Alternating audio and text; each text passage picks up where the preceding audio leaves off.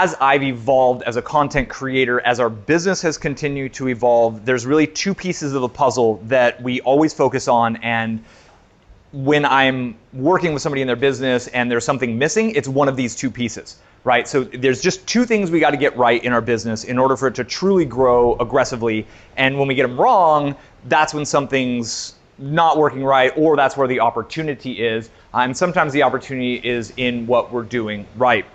So with this talk, my goal is to help you internalize a little bit of what we're covering here and do a little introspection in your business to try to understand which one of these pieces you feel like is lacking most, you need help with most, and which one of these pieces you're able to help the group with most. And with these pieces of information, right, we're all going to know this for ourselves as we're on the yacht tomorrow, as we're kind of doing the deeper sessions, we can kind of apply it back to this framework, and then we'll all know how to best help each other and who works really well on which side of this equation. So that's enough code talking about the two pieces. It's really simple to get started. So it's content and conversion.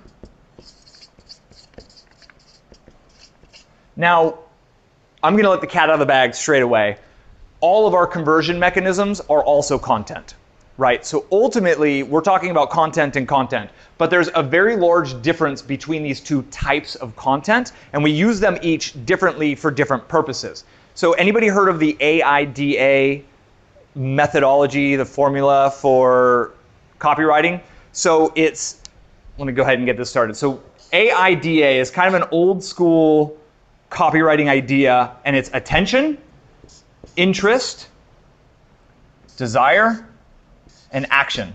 And a lot of times they'll teach in a sales page, you need all four of those: attention, interest, desire, and action. And in our business, and what we've realized is they serve separate purposes, right? So on the content side, a lot of what we have here in our business, this is all of the content that helps us reach new people. This is everything from our Instagram, to our Facebook, to our blog posts, to our Pinterest. This is how we're gaining the attention of new people. Now this, I really consider the Facebook organic content, because our Facebook ads are over here on the conversion side. And that's because when someone sees our Facebook ads, we're literally asking them to take an action in that moment. Now, the user behavior, whether they're entering our funnel in our business from this side versus this side, is totally different. And this is the kind of where I'm going with this, but I got to lay a little bit of a foundation. So for us, a lot of times we're getting access to new people and attracting their interest through our content. And when people are searching us out and they're finding us on their own, whether it's an Instagram share, they search Google for a blog post, it's a Facebook share, this user is oftentimes more valuable to us long term. Another thing I got to put in here is Kindle books. Some of our best traffic is from Kindle books, and these users are searching out topics on our content, they're buying our books, they become customers on Amazon, and they go deeper into what we do. The interest phase is generally where we're getting them on our email list. And we are able to build the interest through our email list, and that's also often where we build our desire. Now, I'm not saying either one of these is better than the other. What I'm really trying to communicate is focusing on content that attracts the right type of a person, the law of attraction type content, the posts that they're interested, the things that they're interested in.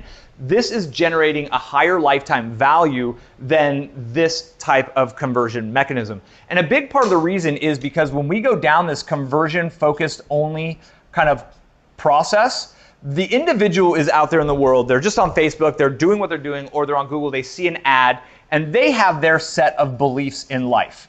Right? That little cloud is their beliefs. So they've got their beliefs on the way the world works, on what's going on, and then we're presenting them with a new idea, which is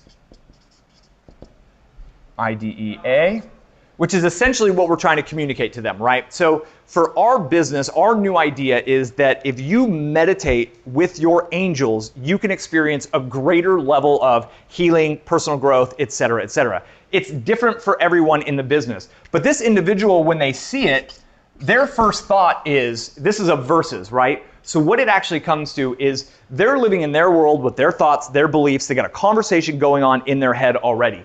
our advertisement appears to them and they look at it and they're like, okay, does this fit in with my worldview? Does this make sense within my worldview? And generally, this is why we need good copywriting, good hooks, because if we can intrigue them enough to get them to see like, okay, like I tried meditating, it didn't really work before, I already believe in angels, maybe this will work for me. And that, when they see enough of their belief matching with the idea I'm presenting, that's when we get the click. That's when they take the first step. But here's the challenge with this kind of traffic. So from here, they're going into our funnel, right? And it's an opt-in, and then it goes to a one-time offer.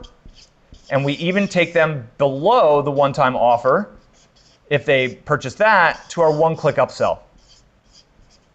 And in this kind of user behavior, from starting at the conversion point from an advertisement and going in here, we have to use conversion mechanisms here. We are building a bit, and pressure might not be the best word, but we're actually building pressure on this individual to make a decision in that moment. And we use certain mechanisms to build this kind of pressure. Countdown timers, scarcity, this is a one-time offer, you're never gonna see it again.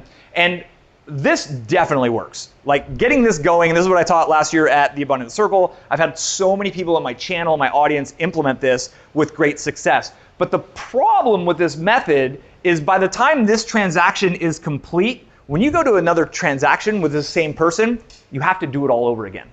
You start back at zero, and you have to reapply all of these conversion mechanisms, scarcity, countdown timers, what I would kind of call the aggressive sales process. That is actually required to be added in over and over and over again. And honestly, for us as marketers, it makes our life more difficult because we have to be selling more, we have to be promoting more, we have to be launching and using these kinds of mechanisms. So the obvious question is there another way? And there absolutely is. And that's what happens when we attract the right kind of people. But it's more than just attracting the right people. This isn't like a customer avatar thing. This isn't like how to find the right interest to follow somebody. It's literally of providing valuable content in a way that gets that individual to say, yes, these people get it. She's my girl. I get the angel thing, right? And when they have that aha moment, when they have the epiphany that what we do can help them gain the goal that they want on their own, without all these mechanisms, they line up with credit card in hand, ready to buy more. So to give kind of a little drawing, since I'm such an artist, we can all tell my art is impeccable. So what happens here is when people find us, so this is their worldview in this scenario, and what they do is they find a blog post of ours and they realize that there's this little kind of overlap between what we're talking about and what their worldview is. This little overlap is influence.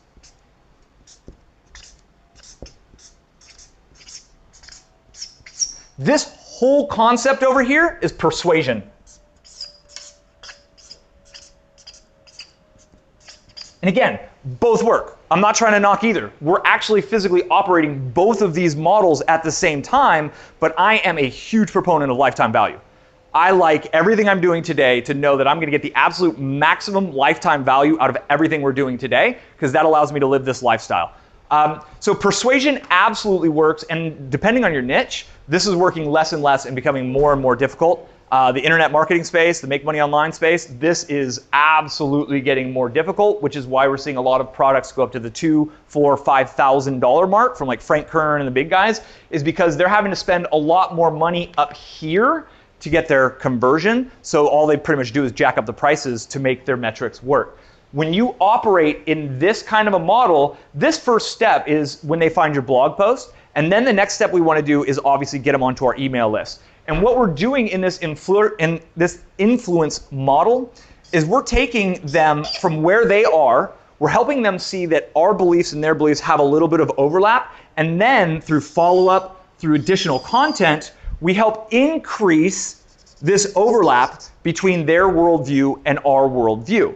They have beliefs built in their worldview from everything, from the way they grew up, from the little phrases their parents told them, the money doesn't grow on trees, all of these kind of events from them growing up, their environment, the beliefs they've installed, give them the worldview. And what we're trying to do is help them to see that there's not only a merger from our worldview, but we can offer them a new path to achieve their goals, to bypass their problems, etc. And eventually, the goal is to get them to a point where their worldview and our worldview become one and the same. When this happens, when their worldview and our worldview are absolutely one and the same, we do still need to use a sales message, right? We have a sales letter, but in this sales letter, it's just a required process. We're not using any of these kind of selling mechanisms at all. It is simply, we have what you want, you understand that you want it, it becomes kind of like a required piece of the puzzle, and it's not something that we need to apply persuasion through. And my wife and I love when we don't have to do all of this weird marketing stuff in our audience. This makes our lives easier. And the cool part is we get to focus on the emails, the blog posts, the Instagram comments, the Kindle books, all of these things and these things here.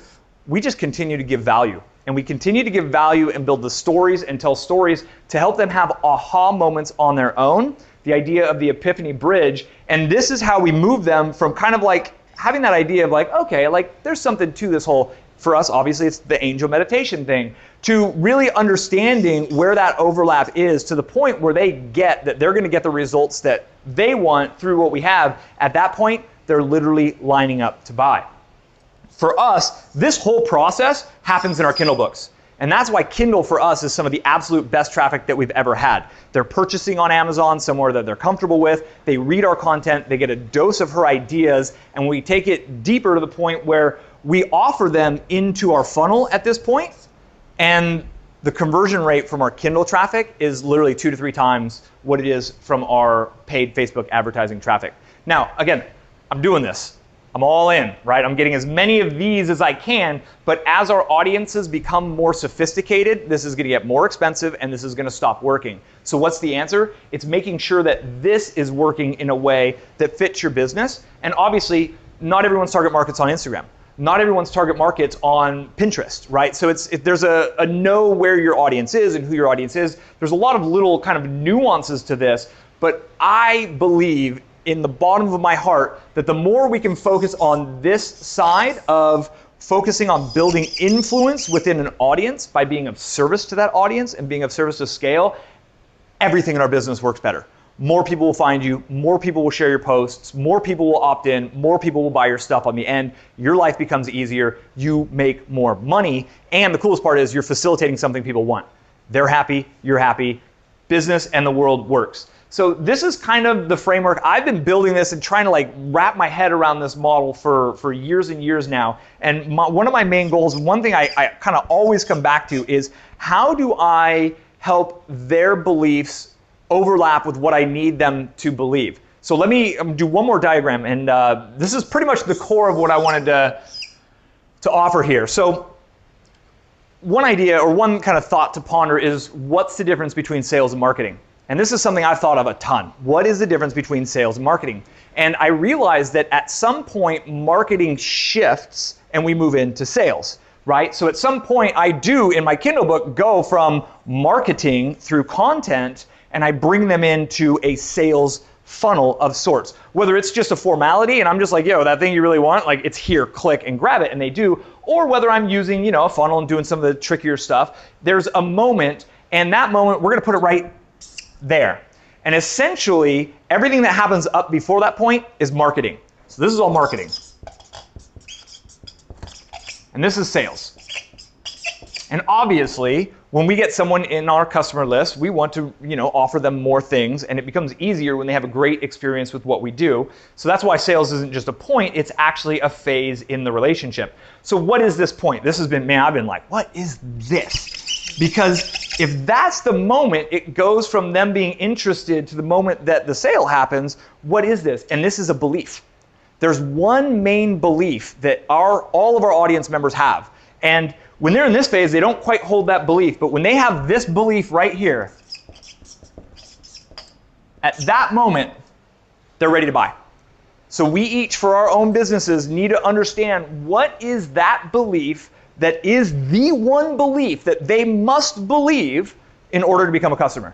Russell Brunson calls this the big domino in his newest book. Todd Brown talks a lot about this one core belief. Andre Shapper, like a lot of the marketers who maybe aren't the best known because they're not the loudest in the room, Russell's pretty loud, this is what they're always looking at. And what you'll find is when you find this belief, so for my wife and I, the belief that meditating with your angels and the vibrational energy that our channeled angel meditations bring, that helps them improve their life, that helps them heal their kind of mental, mind, body, spirit type thing. That gives them all the things they want, right? So people we know, the carrot and the stick, they're moving away from things and they're moving towards things. And when they have this belief moment, they realize that our product helps them move towards what they want and away from what they don't want.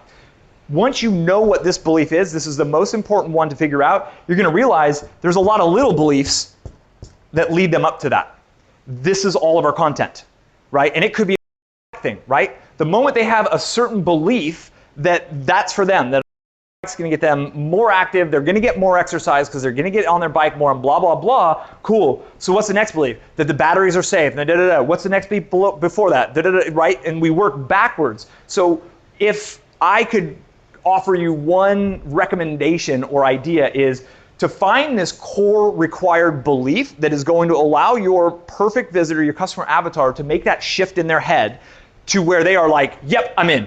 That's what I want because it's going to help me get my goal. It's going to help me avoid my fear. I'm in. And when you figure that out, you got to work backwards and figure out what are all those sub-beliefs. So for us, it's that you have angels. Someone who doesn't believe in angels, right, is going to rule themselves out from getting a channeled angel meditation, right? It's that meditation works. It's that they can meditate. One of our huge objections is like, I can't do it. I tried that. It doesn't work. It's like, no, no, no, no. Everybody's mind runs crazy when you sit there quiet. That's normal. That is the process, right? So we have to offer them pieces of content that answer all of these different beliefs. And the cool part is when you do this right, there's no objections. You've already handled all their objections. You don't need scarcity. You don't need timers. You don't need countdowns. You don't need all these stupid bonuses. You don't need all of these ridiculous things that are annoying as in your mechanism. All you need is a button and an opportunity for them to purchase because you've already sorted everything out there. Now, some of your audience members are going to be here when they start. Some of your audience members are going to be here when they start. So we're getting into some of the really cool kind of dynamic behavioral audience kind of emails, segmenting your email list, doing quizzes for your email list. So you can find out where they're at, what beliefs they already have, and then you can guide them to the next ones to get them to be able to say yes to the ultimate belief that they need to believe in order to be ready to purchase from you.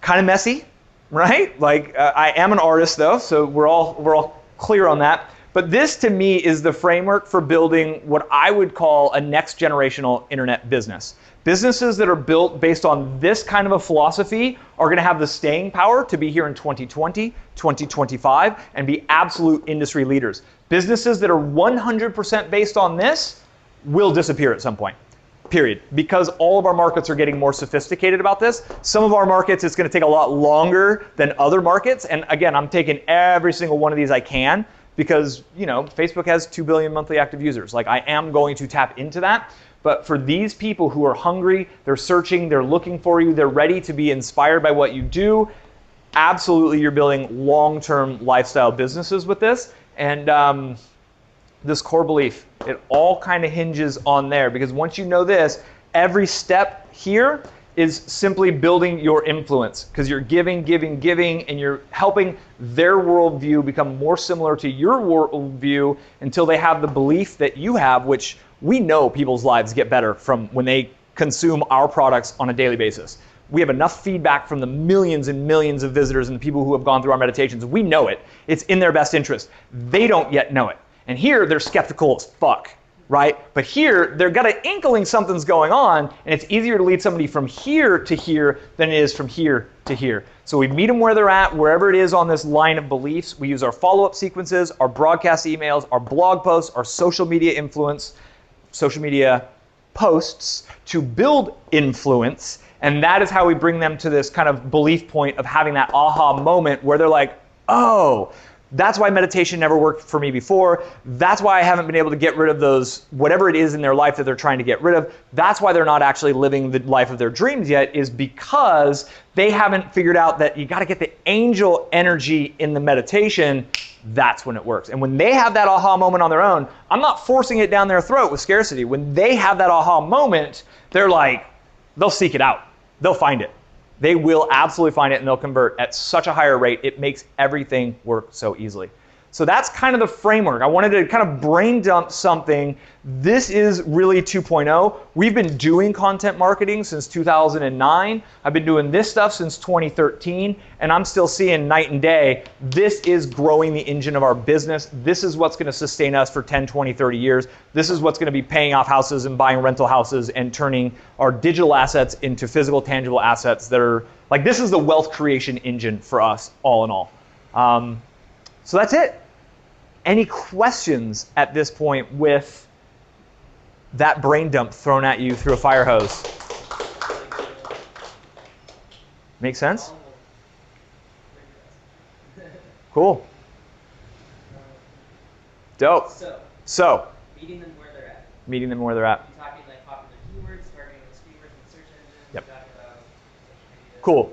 So the question's meeting them where they're at. Like, what does that mean? Blog posts, search engines. So the first thing I always do is, who's the customer avatar, right? Like, I go deep into who is the person who's going to be most interested in what I have. Who's like the easiest person to get to this aha moment, and I reverse engineer that from there. So for our niche, okay, so really quickly, one great question to ask yourself is, do they want what you have or do they need what you have? If it's a need, oftentimes, and this isn't 100% set, but oftentimes they're going to go to Google. If your water heater at home explodes, you need a plumber.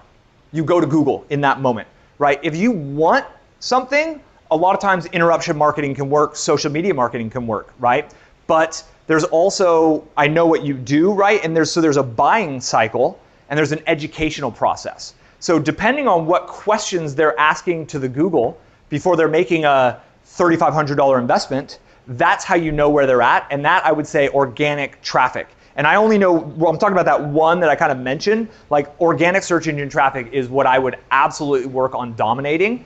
And for me, organic search engine traffic is a process of video marketing. It's also the blog post on the topic. It's literally creating the absolute skyscraper method, best resources on each component in the system, not just the thing you sell, but each component with the system. The Bosch versus the this, right? Like, those are the types of things they're asking. And by those questions that they're asking through keyword research, you're gonna know right where they're at, right? Are they thinking about just the motor? Are they thinking about the type of motor? Is it a friction on tire? Is it a chain driven? Is it a part pedal? Or are they asking questions like, do I still have to pedal while it's engaged, right? And that's where you figure out where they're at, and having content upgrades on those pages to help them get that next answer is brilliant. Because they're asking this question and they don't really realize that that's their next question. You know that because you know your buying cycle. So in this post, you're able to have a content upgrade that'll give them this, and if they consume that and read all of that, you might just condense that buying cycle down to one PDF, and you'll have the ability to follow up with them. Share customer testimonials, right? So I would find out, like, is it elderly folks? Is it younger folks? Is it, right? Who is that demographic? Because they live very different lives on the internet. But Google, I think, is a 100% trusted advisor for what you do. And I would play that Google game hard, personally. Did that answer your question? Cool. What happens when your content or you rely on different sites other than your own to bring interest? So for example, of course, we have more of like a physical product. Sure. But all of our marketing and our conversion sales are usually done more through OTAs, online travel agencies, Got it. than through our own website. Right. Which is something we need to Totally. work on. But Totally. like, how do you Bridge that gap. standardize the content Yep. and in all of these sites, so at the end of the day you get conversion and hopefully in your site, not the other ones. So the question, just to make sure I'm getting this right, is you don't necessarily own the content and the pre-framing content. Yeah. You own the transaction. And how do you bridge that gap from them having all the content? Like, third parties drive the traffic to you and you're just a conversion mechanism. The answer for that question is always information. So the individuals who want what you have, there's a gap in their knowledge base. It might be that they don't know what you offer exists, right? Because you are creating something that's very new in the marketplace. There's like this world, there's this world, and most people are kind of like hobnobbling it, like cobbling it together piece by piece. And you need to become the content creator that shows that this is a new thing and that this is the new way of doing things. Like you even said, you're trying to even sum it up on a word. Like it's a Selena, right? It is a thing. So you have to go be the champion for this new idea that you're bringing out to the marketplace. And it's great to know that you have others feeding your funnel. How can you put an opt-in in before that purchase conversion moment? How can you take their traffic and get it onto something you own? The idea of like own the race course. James Schramko kind of originated the idea, and you don't own the race course. If one of your competitors works a better deal with all those third parties and gives them a better deal than you just got like outed in a moment. If you have been building a list for years and years, you at least have the email list that you can rely upon. And that is a huge way, because someone who goes through your process once is probably going to go through it again and again if they have a great customer experience, because they live a lifestyle that needs more of those. Because now I'm done in this continent with what you offer. I want to go to that continent because the weather is turning shit where I'm at here. I want the next one. So what is that piece of content before? And I would get really curious about your best customers. Do they have active businesses yet? Are they trying to build businesses? Are they in bootstrap mode? Have they just negotiated a remote working agreement?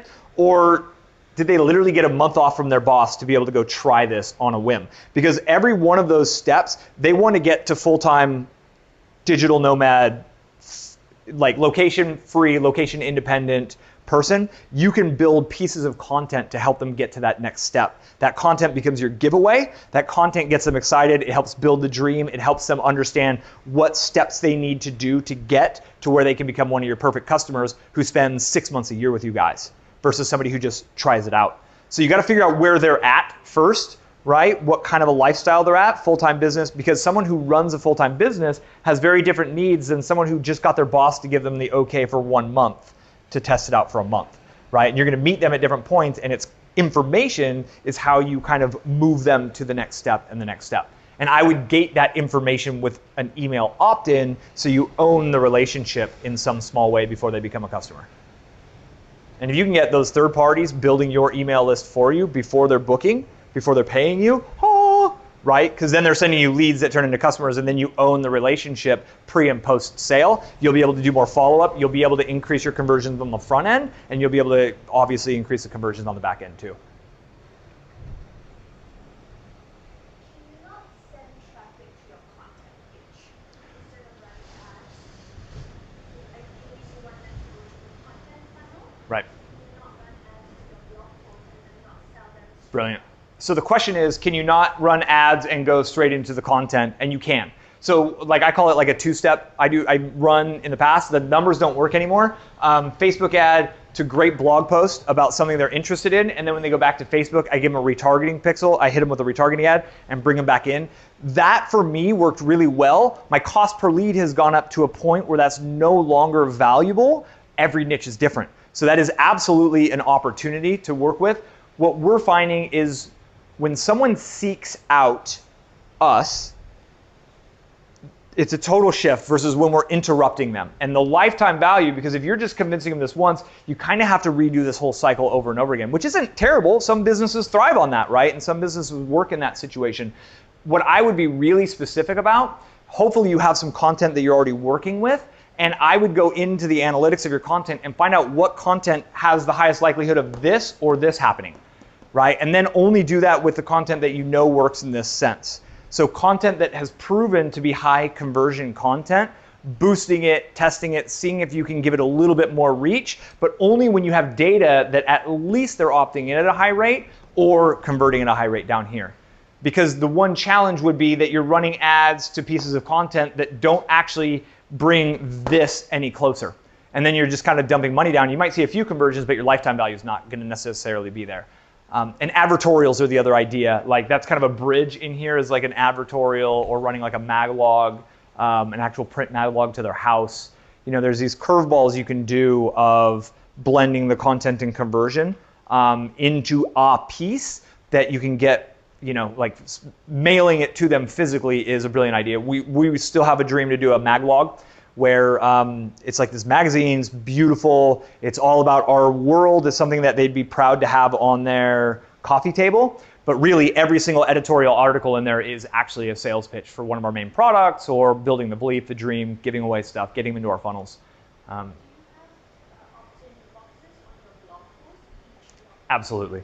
Yep. We run pop-ups, ribbons, like all that annoying stuff that we all hate. It works like a champ. So we do it still very well. And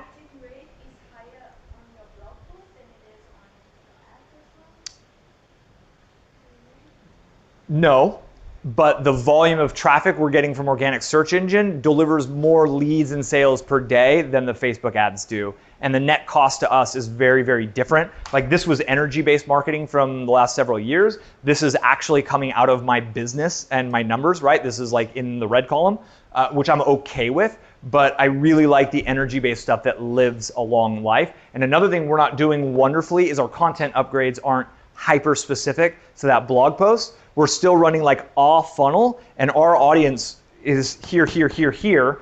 And if the content upgrade in the blog post really meets them at the conversation that they're having in their head, right? The WIIFM, what's in it for me? The more that the content upgrade and that pop-up is tailored to them, the better everything's gonna work from that moment, because they're like, oh, she gets me. Because they came in from angel numbers, and we give them a content upgrade based on angel numbers because obviously they're interested in numerology, and we take them down a path that talks much more about numerology than it does about healing angel messages. And that's like where we're going with everything that we're doing. Tailor-make the content. Allow it. So making it a choose your own adventure. Remember those books when you're a kid? Like, if you want to see what happens with it, if you open the door, go to page 724. You're like, what happens? So making our email lists follow that. Frank Kern called it behavioral dynamic response marketing. And it's letting them, if they click on a link to learn more about Angel Card, then we move them over to a segment that gives them more follow-ups and it offers our high-end product on that. And that's what I'm seeing. I'm taking my time and energy out of this, and I'm going to let this run a little bit more inefficiently to build more of those kinds of things on this end, because I'm seeing the lifetime value is much greater. And I've been playing a bit of a short-term game. We're doing both, and everything's going great, but lifetime value means more to me than this month's numbers. And I'm willing to go a little negative this month, but I'm really kind of like, everything I'm doing, I'm trying to have that 5-10 year vision with it. And I think those content upgrades, meeting them where they're at, is huge. And in those situations, if you're running links to blog posts and you have really hyper-targeted content upgrades on the blog post, there's a chance that they'd miss your retargeting pixel because they already took the action. And obviously your Facebook ad would move them and you wouldn't have to pay that second click. And in that situation, it absolutely would work, but you do have a follow-up for them. And if your retargeting matches the same topic that they entered through, but at that point, you're getting a little logistically nightmarish for a very small team, which is what we run. But if you have a full-time ad person, that is how they should be doing it, is what I would say. Anyone else? Ideas? Thoughts? Cool. So what I'm excited to get into now is I want to do a little bit of round robin on our businesses, right? We got to know each other, our names and the basics yesterday, but I want each other to introduce ourselves, our businesses, and this is going to be a lot of fun. So I'm going to call it a wrap. Thank you. If you watch this video to the end, #badass, good job. Give me a like here on YouTube to help me get the reach out on this video. That is my only goal. And be sure you subscribe if you haven't, and I'll see you on the next video.